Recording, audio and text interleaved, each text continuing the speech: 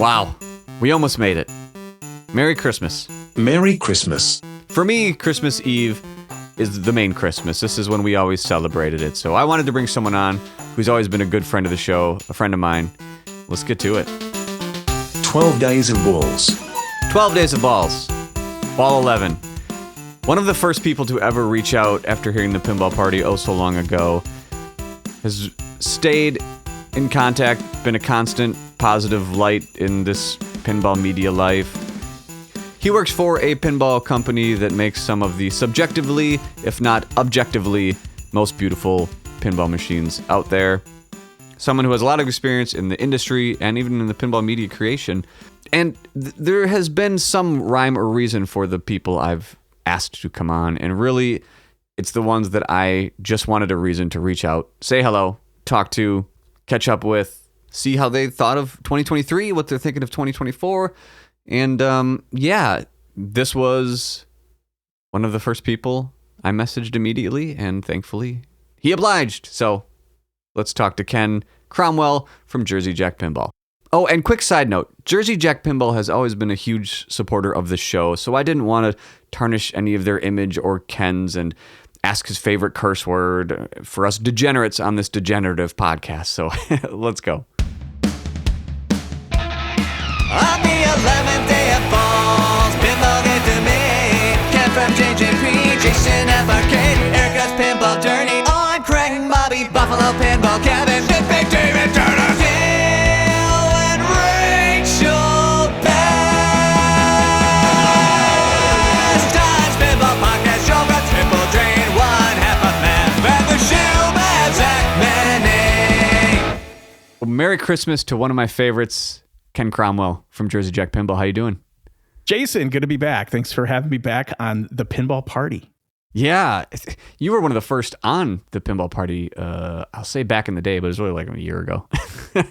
It doesn't seem like a long time ago. I remember I wrote you an email and you hit me up and got back to me and then invited me on. So it was fun. It might have been the last time I went on a podcast, actually. So I'm 2 for 2 with you this year. Yeah, I can't recall being on another show. So.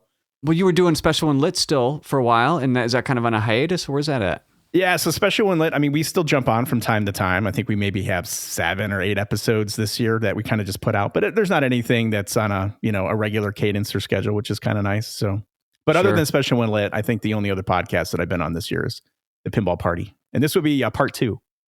Yes. And for those who don't know your name or what you do, Ken Cromwell, what is your title at Jersey Jack Pinball? My official title at JJP is Marketing and Communications Specialist. Yeah, specialized. That's right. Shit. That's right. Sounds important over there. So yeah. Doing what I can.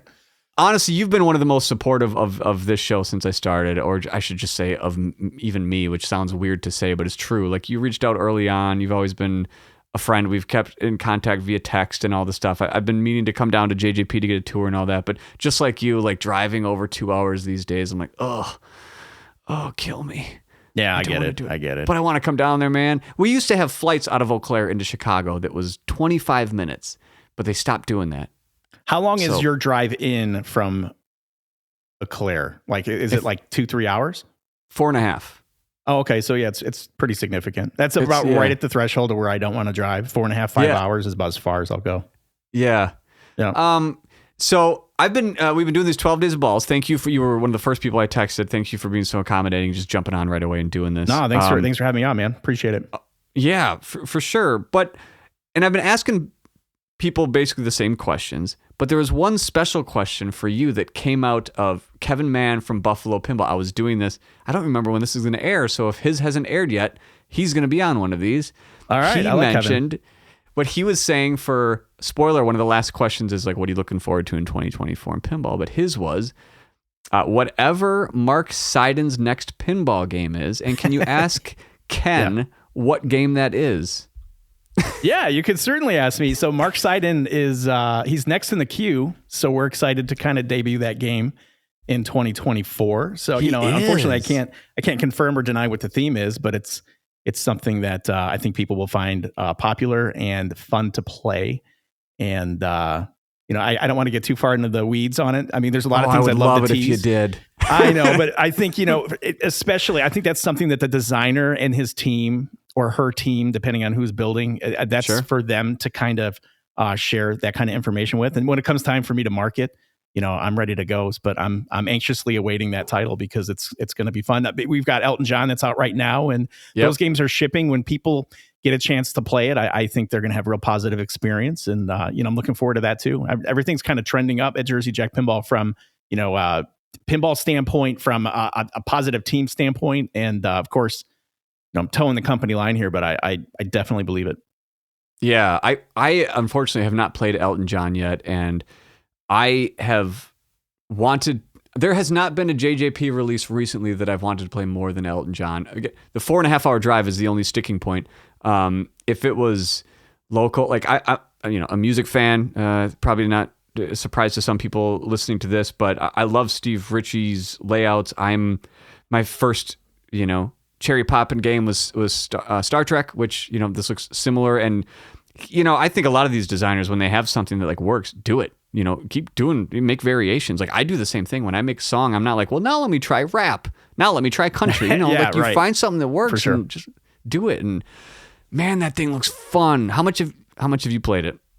Probably a little bit. I played it a ton, and the thing is, I played it for so long that it's a fun game. It's what pinball should be. It just makes you feel good when you're playing it. Like you want to step up, and the game presents so well. Elton John is a powerhouse in the music industry as a recording artist, and so everything that you're familiar with Elton John is there. Jack Winery says that the game is kind of like it's a love letter to Elton John, but it really just kind of celebrates his career. But it's got all the familiarities of like a Steve Ritchie kind of design that you would expect. It's very flowy. It's very fast. I from all of the feedback that I've received, for the most part, and I would say 99%, just going from pinball shows, everybody that plays it really, really likes it. I mean, we had super long lines at Expo, and people would get back in after waiting 40, 45 minutes and play it again. We had people that played it 4 or 5 times. I wish we had more games that we had brought out, but the feedback is positive. And when you think about Jersey Jack, and I don't, edit this out if you want to, but I mean, 90% of our buyers, they are people that are homeowners. They're owning games within the home, right? So we don't really have, when a game comes out, it's not out at 500 locations. So for us, a lot of, being able to kind of drive, interest in a game after the initial launch is getting the game in front of people and letting people play it and then having that positive experience. So, right now we're in a transition of we've launched the game and it's been out and now it's starting to ship, and we get that second wave of, momentum, and it's exciting. It's going to be fun. What I like about that, I mean, again, the problem with driving 4.5 hours to go, I don't have one at home. I wish I did. I see some other manufacturers kind of trying to be everything to everyone, and it sounds like, again, correct me if I'm wrong, that you are concentrating on some of that home market, or at least it's a major point you're thinking of while designing and doing it. Because I see others where like kind of like you gotta pick something or lean into some things. Is Jersey Jack machines being a home game like one of the main points you're making, or is it? I don't know that we're making the point. It's just kind of a matter of circumstance. Right now where we're coming in at, more people are buying in the homes than on location. And that's not to say that we're not trying to pay attention to locations. In fact, we've got a couple things in the works that we think may make it more appealing for additional locations to kind of get more of our games, at their locations, so to speak. And, I'll have more news about that, I think, a little bit later. But, obviously it's advantageous to have your games in bars and restaurants and arcades. And we do have some of that, but it's something that I would like to focus on, increasing the amount of games that we have out in those locations. And I think the company does too. Are we going to change like our the whole way that we approach things? Absolutely not. But, there are some things that we can do to kind of switch that into another direction, I think. Sure. All right. Well, since this is the 12 Days of Balls, is very much a Christmas and getting to know you a little more thing. Well, let's get to that. But I think we should do this again sometime. Maybe when you're closer to a release or doing a marketing campaign, or let's talk more about what's coming up in JJP. Yeah, you got it, man. All right. What is your favorite pinball thing from 2023? Could be a game, could be a person, could be a thing, could be an event. I think we kind of touched on it, and that was just Steve Ritchie being able to launch a game with Jersey Jack Pinball for the first time. That first reveal. I've known Steve for a long time, for years prior to him coming over to Jersey Jack Pinball. So I didn't really know what to expect when he had come in, and to kind of see all of his hard work with his team kind of come to fruition. And now he's got this game that he's bringing to Pinball Expo in Chicago. Was a important thing for Steve, but it was fun for me to watch, and it was a thrilling experience to kind of see the reaction people that had on the game, to see Steve's reaction. And I some of it was personal for Steve. I think that he had some things that he wanted to prove to some people, and including himself. And I think that he had done that. And I know that he's proud of what he accomplished, and I'm proud to have, been working in a small capacity with getting that game out. But that was the most exciting thing pinball wise that happened for me personally in 2023, just kind of experiencing that and being along for the ride. And I don't know if this is something you can share or not. So, again, I can edit this out, but Steve's not done at Jersey Jack? Was that a one-off, or is he, no, Steve's not done at Jersey Jack. Nope. Yeah. Good. Yeah. Do you believe in aliens? What's your definition of an alien? Like, what are we talking about? Anything that's not from planet Earth that's alive. Sure. Yeah. Without a doubt. I think that there are aliens. There may be aliens here. When I look at, and it's interesting that you said that. I was having this conversation with somebody a couple of weeks ago. The amount of kind of disclosure that's going on with the U.S. government right now, where they're kind of dropping these bombs with UFOs and UAPs and alien technology. If you would have dropped this information maybe 30 years ago, 20 years ago, even 10 years ago, I think it would have been a huge topic of public conversation. People would be buzzing about it. There'd be concerns, but it's like we've been so desensitized as a nation to shocking things that it's like you could literally say, hey, by the way, there are aliens here, and we're kind of under their control, and we're part of like this little zoo exhibit. And I don't think that it would shock and awe too many people, honestly. I think it'd be like, oh, okay, whatever. We'll go with the flow. The other way to look at it is, is disclosing this stuff a distraction for something else that's coming down the pipeline? I wouldn't rule anything out. But if I had to guess, I would say that mathematically speaking, there has to be intelligent life somewhere else. And I wouldn't be shocked if it's here or it has been here in the past. So I guess the answer to aliens would be absolutely yes. 100%. And does Jersey Jack employ any aliens, or is that something you can't discuss? Yeah, no, I could not because of confidentiality. Right. Okay. Do you believe in ghosts? Oh, wow. Okay. So we're way out in the weeds here. Oh yeah. This is nothing to do with this is pinball. not pinball stuff. Do I believe in ghosts? Yeah. My first inclination is to say, yeah, I do believe in ghosts. I think some of like paranormal activity is stuff that's kind of like memories that are on the ether, that are running at a different wavelength that might interdimensionally slip in and slip out. And you're kind of seeing some of that in real time. And I think that's why sometimes when you hear about hauntings, it's like a repeat, it's a loop. And I think sometimes there are just things that are caught in that instance. But, I also believe, I believe in angels. I believe in demons, and I think there are demonic things that can take the form of like an apparition, like a typical ghost, and I think could probably scare the hell out of you if it wanted to or whatever. I did grow up for a few years in a house that we lived in Elk Grove Village, Illinois, that I was pretty convinced as somebody that was in like fourth grade that there was some paranormal activity going on there. It wasn't I never saw like a headless person or a bent neck lady or anything like that. But I mean, there were some strange, unsettling happenings where you would hear, clear as day, hear somebody humming, in a corner or whistling, or you would see, out of the corner of your eye, something that definitely moved and you couldn't figure out why. And then, when I was younger, I didn't realize it, but there was a tragic incident at that house where somebody had taken their own life in the garage. So again, are these memories on the ether just somebody that's living their life somehow that's just kind of ingrained and burned, and I'm just kind of hearing residuals of that? Or I don't know. It's a fascinating question, but again, I would probably say that I do absolutely believe in ghosts. I'm not scared of ghosts, but I do believe in them. The things that freak me out about it, I don't know. And I'm more like you. If I'm going to, believe, it's more of that kind of like the in-between, whatever. But for me, it's that like sometimes I feel like I'm playing tricks on myself. Like if I think of something and like I start to think of fear, the thinking of it possibly being like a demonic ghost or something like that. It's like, I don't know, maybe it's maybe I should be talking to a therapist about this, but that stuff is what freaks me out. Welcome to my couch here, Jason. We can talk this out. But you make a lot of sense. I think there's very few things that are more powerful than the feeling of fear. And when you start thinking something, and you probably are a lot like me, you can be very analytical on things. The mind is such a powerful thing that it can create, sense of fear or even make you believe that you're seeing something or experiencing something. But, sometimes there's another sense that we have. We, as humans, we have that fight or flight kind of, mentality that's ingrained. And if something's off, I think that we can tell.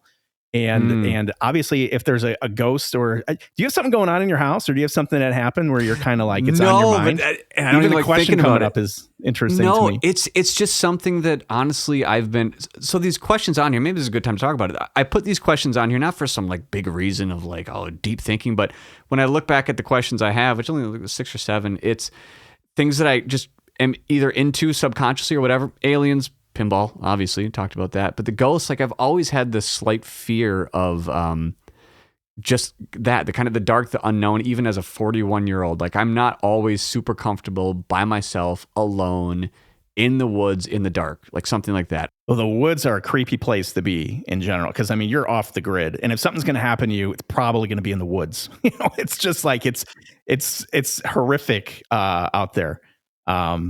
I remember when Blair Witch hit and you're like, oh my gosh, what if I walk off into the woods and I just keep circling and I can't get out? And yeah, you're doomed. It's a bad place. And then I run into a witch in the basement. Yeah. It's more the psychological horror of it that really just, I don't know. It's something, I think I'm just maybe working on.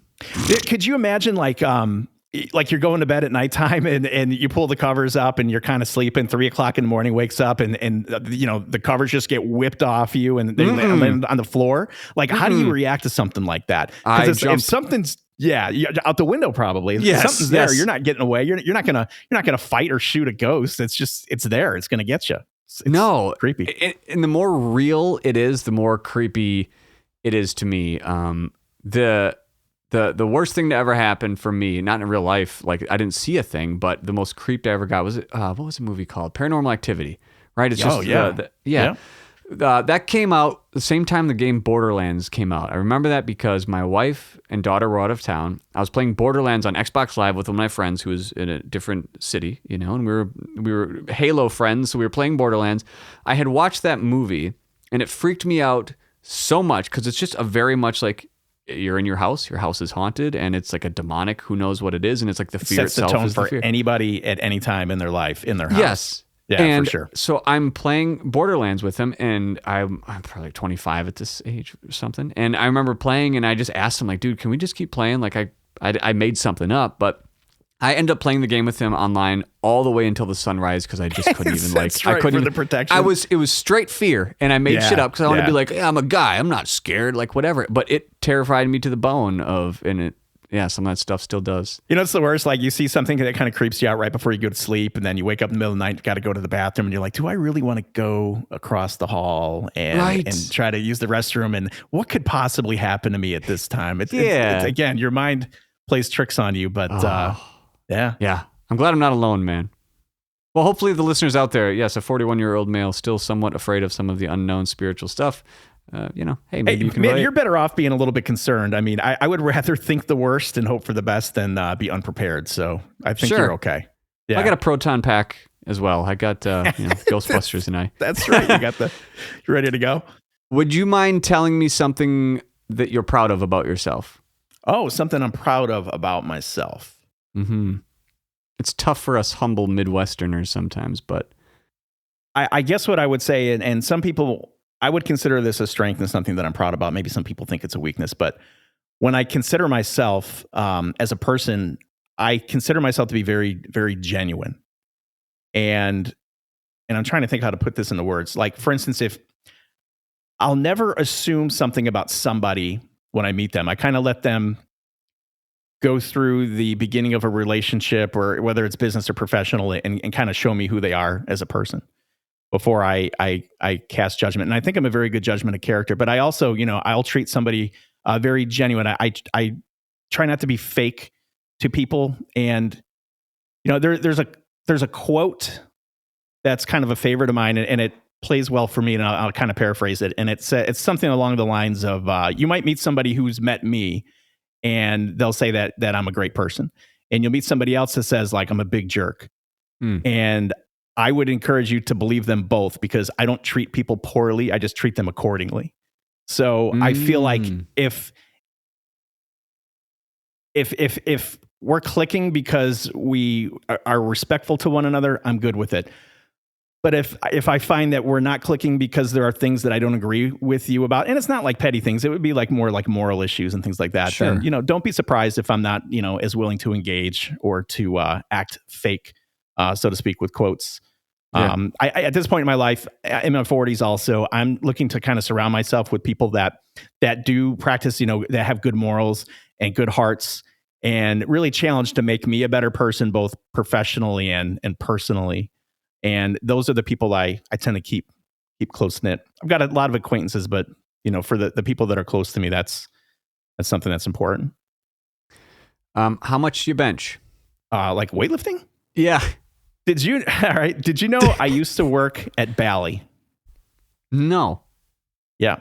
Bally Total Fitness. Oh. Yeah. Back in the day, I was hired at Bally Total Fitness as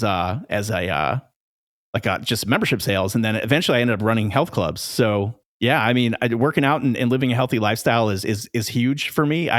It waxes and wanes based on what's going on a lot with personal life. Yeah. And, just like any, workout routine. But I would say, like, back in the day when I was lifting, I never really went for like the huge 1 rep max, but I was probably like right around, I would say 315. Fuck. I think for like a 1 rep max. And then nowadays, with my age and just general condition, like I go more for repetitions than I do for heavier weights. So sure, I'll probably go anywhere between like 135 to maybe 225 if I'm on like a heavy day. Like, yeah. Man, that's awesome. I had no idea you worked at. I thought you would say Bally Williams for a second. Yeah, Probably a lot of people thought that. Right? Bally Williams. Yeah. Health club days. Those were crazy days, but for sure. I know you're a big health guy, because I remember listening to you and Cal. You guys were talking about athletic greens all the time, and there were times I'm driving into work eating my sausage egg McMuffin, and I was like, I should just put this down and eat a protein bar. Yeah, no, that's become my life now since quitting smoking after 20 years, and just it was the easiest way for me to just change it. It's when did you quit smoking? 6 years ago. Nicotine. Okay. I mean, it was a slow burn to like go to nicotine gum and vaping and all that, and finally, so I have to get my dopamine the healthy way, which takes more work, but it's more sustainable and it's more fulfilling too, man. Honestly, so much more. Yep. Yeah. Yep. Instead of killing yourself and feeling like these highs, you get to build yourself up and feel these like more steady highs and be proud of yourself. And good for you, man. Yeah. You're probably one of the worst people to ask this question because you're in marketing for a pinball machine company, but maybe. This initially was going to be a play on Festivus, this show. It was going to be a Festivus special. I was going to do what I'm doing now, but tie it all together. But then it turns out, well, if we do Seinfeld's Festivus, it's airing grievances, the battle of strengths, and it's a bunch of negativity. But I still do have one kind of slightly negative question in here. Feel free to pass since you're in marketing, but do you have a pinball grievance you could air for 2023? Is there anything in the world of pinball that you're just like, all right, hold my beer, Jason. Let's go. Yeah. So I don't know if you would consider it a pinball grievance. I mean, industry wise, there's not anything that like sticks out where I would be negative or encouraged to talk poorly about. It's really not. But being in marketing and kind of overseeing social media and having to be online a lot, I would say like my biggest pinball grievance is the Mr. Pinball Negative Nancy, the guy that, pinball machines are made to create enjoyment for people. These are fun things, supposed to give you an escape, supposed to make you, smile, have fun. But I think there's a very select few that will get up on any particular morning, make themselves a cup of coffee, jump on the computer and see how they can make everybody's, life miserable when they're trying to have a good time. And that's unfortunate because that has a tendency to, catch on in a certain extent or a certain way. And it's like, pinball's not perfect and the people that are working in pinball aren't perfect. But when you're just kind of like never really looking at concepts or looking at at the positives and you're just kind of always concentrating on calling out failures or perceived failures, that tends to get a little disappointing. And that would be kind of my grievance, I guess, for pinball. What do you want for Christmas this year? I like to give gifts, and I you know what, for whatever reason, maybe because I'm bad, I don't really get a lot of gifts in return. From family, we exchange gifts and whatnot, but it's like, sure, I guess just because it's on the tip of my tongue. Lately, we've been talking at work about different ways to make smash burgers, right? Where you kind of roll up the meat, you get the presser, you smash them but you can't do that on the grill because you smash them in between the grill grates. And you can't really use an electric skillet inside. It doesn't get hot enough to kind of put the sear on the burger. So okay, yeah. I think, do you know what the Blackstone grill is? The outside kind of griddle where you can make burgers, or you can throw 40 eggs on there, and it's kind of like it's an outdoor grilling experience. Okay. All right. Well, I mean, if anyone's looking for some last minute Christmas ideas, Ken Cromwell, Jersey Jack Pinball with like a Blackstone grill. Last question. What are you looking forward to most in the world of pinball in 2024? What I'm looking forward to most, and I hope this doesn't come across as controversial. Obviously, I'm a Jersey Jack Pinball guy, and I believe that we make the best machines in the industry. I do look forward to healthy competition in 2024, because the way that I look at it, there are more pinball companies now that are making games than any time I can remember being part of the hobby. And when I look back in the past, I don't know that there have ever been this many. There's like 9, 10, 11 companies that are, that have either teased a game or shown a game or shown some type of a concept of a game. And to me, like, to have that competition, it's good for the entire industry. You don't want to become complacent. You don't want to feel like you've done all that you can do. You want to constantly be pushing.